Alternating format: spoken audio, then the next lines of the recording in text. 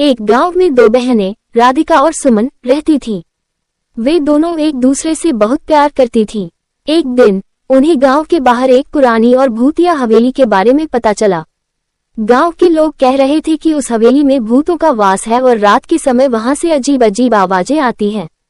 राधिका सुमन से बोली, सुमन क्यों ना हम सेवली में जाकर देखें कि वहां सच में कोई भूत है कि नहीं।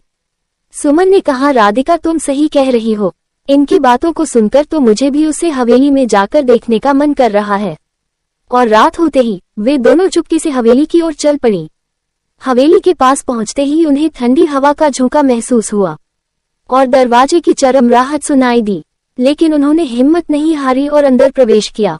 हवेली के अंदर हर जगह धूल और मकड़ी के जाले थे। अचानक उन्हें एक कमरे से किसी के रोने की आवाज सुनाई दी। वे दोनों धीरे धीरे उस कमरे की ओर बढ़ी। कमरे के अंदर उन्होंने देखा कि एक औरत और एक बच्ची वहां कमरे में बैठी हुई थी। राधिका ने सुमन से कहा, ये दोनों अकेली यहाँ क्यों बैठी हैं और रो क्यों रही हैं? भी कमरे में एक ठंडी हवा का झोंका आया और मोमबत्ती बुझ गई। अचानक उनके सामने आ गई। महिला ने कहा, मैं इस हवेली की मालकिन हूँ। मुझे और मेरी बेटियों को यहाँ मार दिया गया था और अब हम यहाँ भटक रहे हैं। राधिका ने डरते हुए पूछा, हम आपकी कैसे मदद कर सकते हैं? महिला ने कहा, तुम्हें हमारे हत्यारों को ढूंढकर उन्हें सजा दिलानी होगी, तभी हमारी आत्माओं को शांति मिलेगी। राधिका और सुमन ने महिला की बात मानी और गांव के बुजुर्गों से पूछताछ शुरू की।